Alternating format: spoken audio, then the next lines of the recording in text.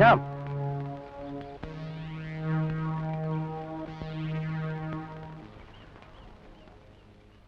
എന്താടാ വിളിച്ചാ വന്നൂടെ? അതിന് ഞാൻ നിന്റെ ചെലവിലല്ലോ ജീവിക്കുന്നത്. വെറുതെ വെറും വയറ്റിൽ ചൂടാവാതെ. എടാ മോനെ ശ്യാമസുന്ദരോ, സ്വപ്നം കാണാൻ തുടങ്ങിയാൽ ആ ശപ്പൻ സുരേഷിനെ വെറുതെ വിടുമോ? അവന്റെ കൈക്ക് നല്ല കരുത്താ. കൈക്ക് കരുത്തുണ്ടെന്ന് പറഞ്ഞ് നടക്കുന്ന ഒരു പുല്ലിനെ എനിക്ക് പേടിയില്ല. എന്റെ കാര്യം നോക്കാൻ എനിക്കറിയാം.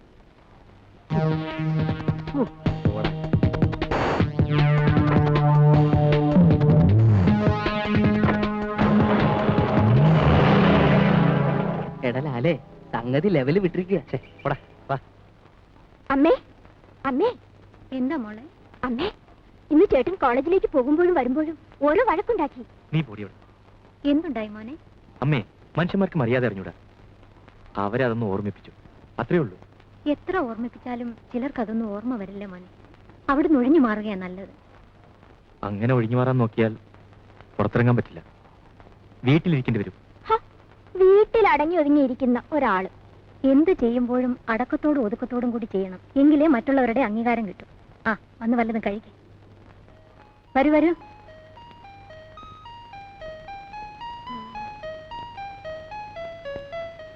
ശരി, വാടാ മോനെ.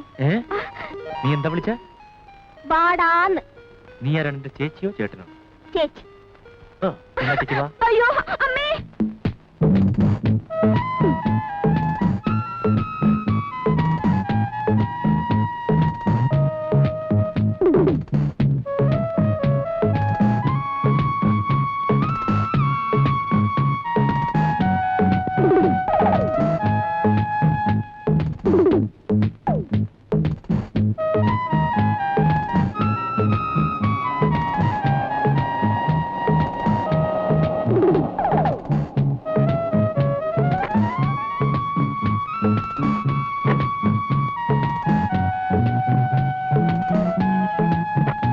Madam, this way please.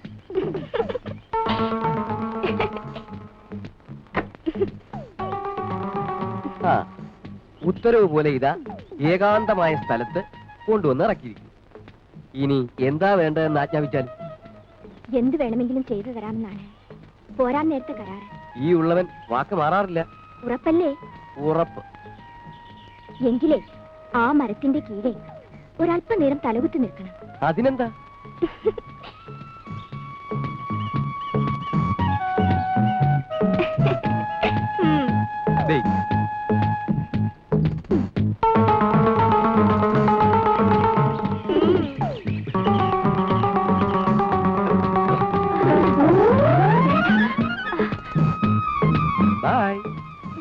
വേണ്ട ശ്യാം, വേണ്ട വേണ്ട. നീ ആവശ്യപ്പെട്ടതല്ലേ വേണം. ഞാൻ തമാശ പറഞ്ഞതല്ലേ. തമാശയായാലും കാര്യമായാലും ഞാൻ പറഞ്ഞ വാക്ക് വാക്കാണ്. ദൈവം വന്ന് പറഞ്ഞാൽ പോലും ഞാൻ കൊടുത്ത വാക്ക് മാറാറില്ല. ഞാനാണ് പറയുന്നത്. നോ, വേണ്ട പ്ലീസ്. Okay okay okay.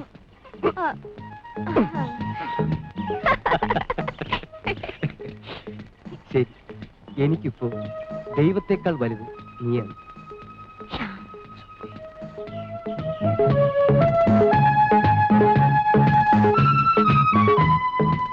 അപ്പോൾ ഞാൻ പറഞ്ഞാൽ അനുസരിക്കും? കുറച്ചു കാലമൊക്കെ അനുസരിക്കും. കുറച്ചു കാലമോ? അതെ, എന്റെ താലി നിന്റെ കഴുത്ത് വീഴുന്നത്. അതിനുശേഷം പലിശ സഹിതം തിരിച്ചു തരും. പിന്നെ പിന്നെ അതിന് വേറെ പെണ്ണിനെ നോക്കിക്കോ. ജീവിതത്തിൽ ഞാൻ ഒരേ ഒരു പെണ്ണിനെ മാത്രമേ നോക്കിയിട്ടുള്ളൂ, നിന്നെ.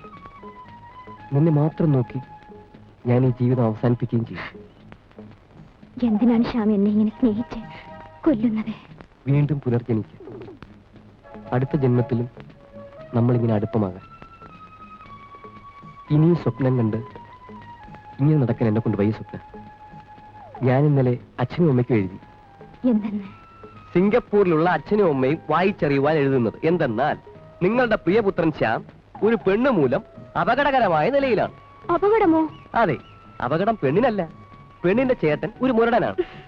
അവന്റെ കയ്യിൽപ്പെട്ട് പ്രിയപുത്രന്റെ എല്ലുകൾ കേടാവും മുൻപ് വേണ്ടത് ചെയ്യുക.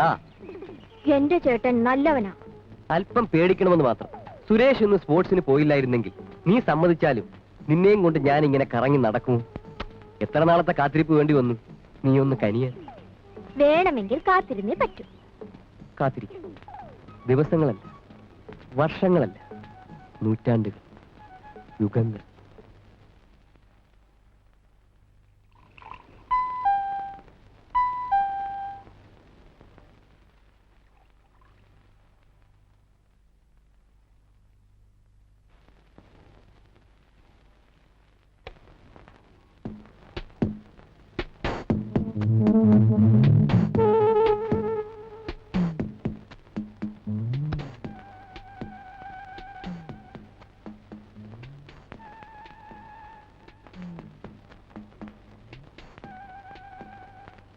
ആരാ മോളെ? ആരെയും കാണുന്നില്ലമ്മേ.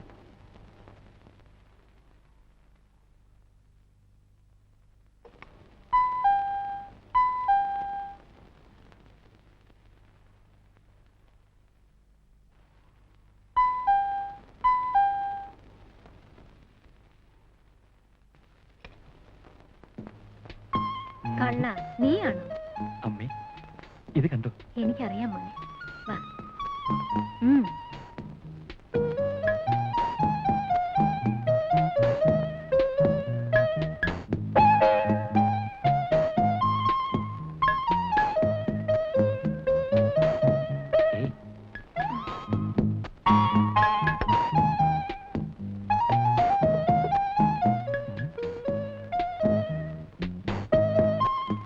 ആദ്യം ഞാനിത് അമ്മയെ കാണിക്കണമെന്ന് കരുതുക.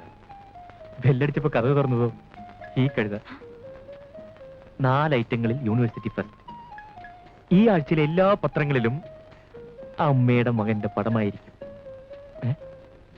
അമ്മ ഇവൾക്ക് എന്ത് പറ്റി? എന്താ മോളെ? എടി, നീ ഇത് കണ്ടോ?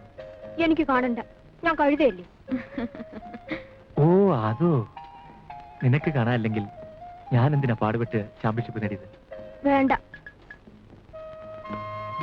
അമ്മേ, ഇപ്പൊ ഇവളെ കണ്ടാൽ മിസ് വേൾഡ് പോലുണ്ട് അല്ലേ അമ്മേ? ഞാൻ ലോകസുന്ദരിയൊന്നും അല്ല.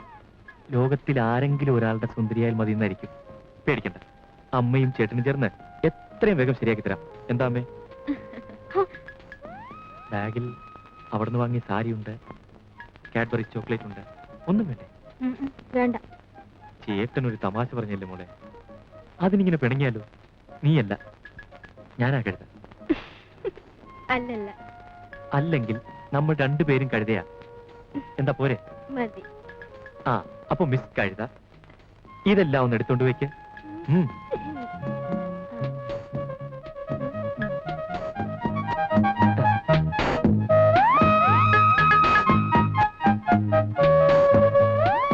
ദൈവമേ, ഇവളെ കെട്ടാൻ പോകുന്നതിന്റെ ഒരു പാട്. ഇരിക്കും മോനെ.